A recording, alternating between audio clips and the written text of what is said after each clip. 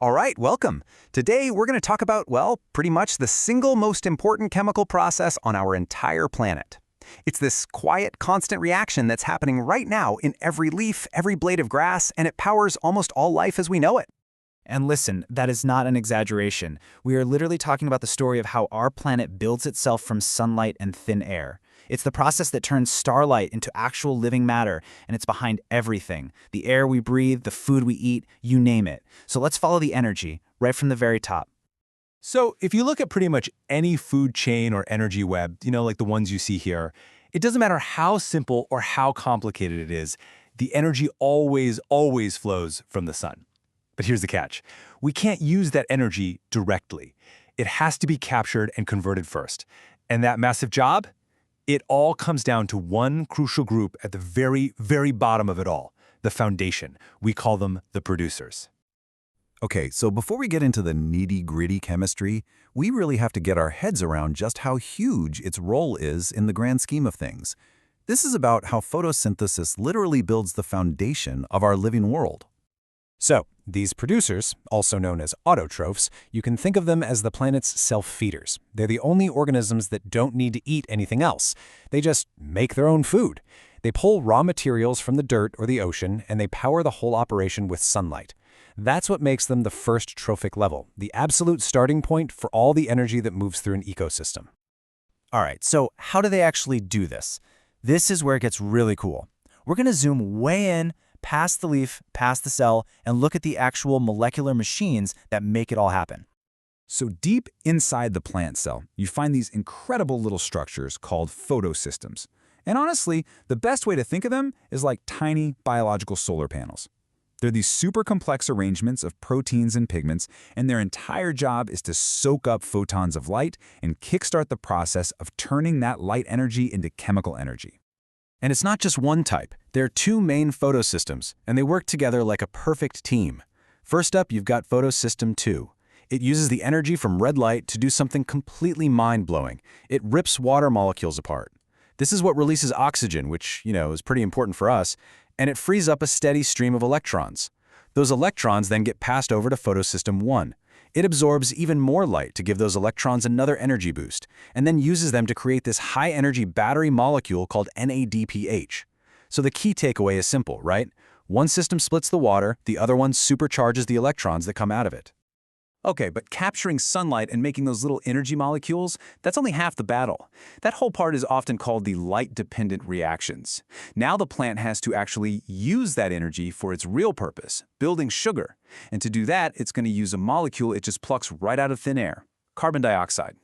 This whole building process happens in this incredible biological loop called the Calvin-Benson cycle. And we can break this complicated thing down into three main stages. First up is carbon fixation. That's where a CO2 molecule gets snatched from the atmosphere. Second is reduction, where all that energy we captured from sunlight is used to turn that carbon into sugar. And finally, you've got regeneration, where the cycle basically resets itself so it's ready to grab another CO2 and do the whole thing all over again. So what is it that actually grabs the CO2? Well, that job belongs to a 5-carbon molecule called ribulose 1,5-bisphosphate. Or let's just call it RUBP, it's way easier. You can think of RUBP as the official greeter for carbon from the atmosphere. It links up with the CO2 molecule, and bam, that's what kicks off the entire cycle. Figuring out what this molecular gatekeeper was, that was a huge breakthrough in understanding how life works. And this right here, this shows that breakthrough perfectly.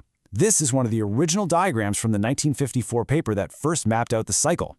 I know, it looks complicated, but it's this incredibly elegant picture of a biological assembly line.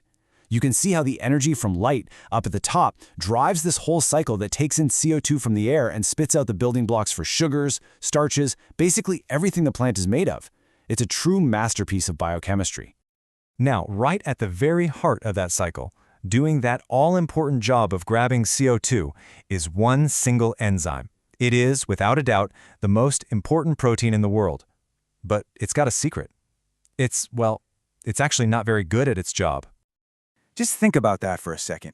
Of all the life on this entire planet, in the oceans, on the land, what do you think is the single most common, most abundant protein molecule out there? The answer is ribulose 1,5-bisphosphate carboxylase oxygenase. We just call it Rubisco. And as this quote puts it so beautifully, it's famous for two things: being absolutely everywhere and being, maybe, the most incompetent enzyme there is. This is our flawed hero. So why is it so bad at its job? Well, there are a few big reasons. First, it is painfully slow. It only fixes about 3 CO2 molecules a second, when a normal enzyme can be doing thousands of reactions in that same amount of time. Second, it gets confused. A lot. Sometimes instead of grabbing a carbon dioxide molecule, it accidentally grabs an oxygen molecule. And when that happens, it kicks off this totally wasteful process called photorespiration that just burns up the plant's energy. It's basically an evolutionary leftover. See, it first evolved billions of years ago when the atmosphere had way more CO2 and a lot less oxygen. It never really adapted to the modern world. And this inefficiency, this isn't just some fun science trivia. Rubisco's flaws actually make photosynthesis a major bottleneck for how fast plants can grow. And in a world that's facing a rapidly changing climate, that bottleneck is becoming a really serious problem. And this is not a theoretical problem. Not at all. Because Rubisco's habit of grabbing oxygen gets even worse as temperatures go up. The 1-2 punch of heat and drought can be absolutely devastating for our farms. Research is showing that for our most important crops, we're talking rice, wheat, maize, we could be looking at yield reductions of anywhere from 10 to 25%. That is a staggering amount of food. When the world's most important enzyme starts to struggle under pressure, our entire global food supply is put at risk. Now, to be fair, nature has already come up with some pretty clever workarounds for this problem. As you can see in this table, different plants have evolved totally different strategies. Most plants are what we call C3 plants. They use that standard cycle we've been talking about. But then you have C4 plants, like corn, which have this special extra step to concentrate CO2 right around Rubisco, which makes it work better in the heat. And then you have CAM plants, like cacti, that only open their little pores at night to grab CO2. That saves a ton of water. These are brilliant adaptations for sure, but they all come with their own costs, usually needing more energy. And that brings us to the big, ultimate question. We've pinpointed the single slowest step in the process that feeds the entire world. We know the chemistry, we know its flaws, and we're starting to really see the consequences of its inefficiency. The quest to engineer a better, faster, more efficient Rubisco is one of the holy grails of biology today. So the question we're left with is, can we fix life's biggest bottleneck? That's what scientists are trying to figure out right now. Thanks so much for joining me.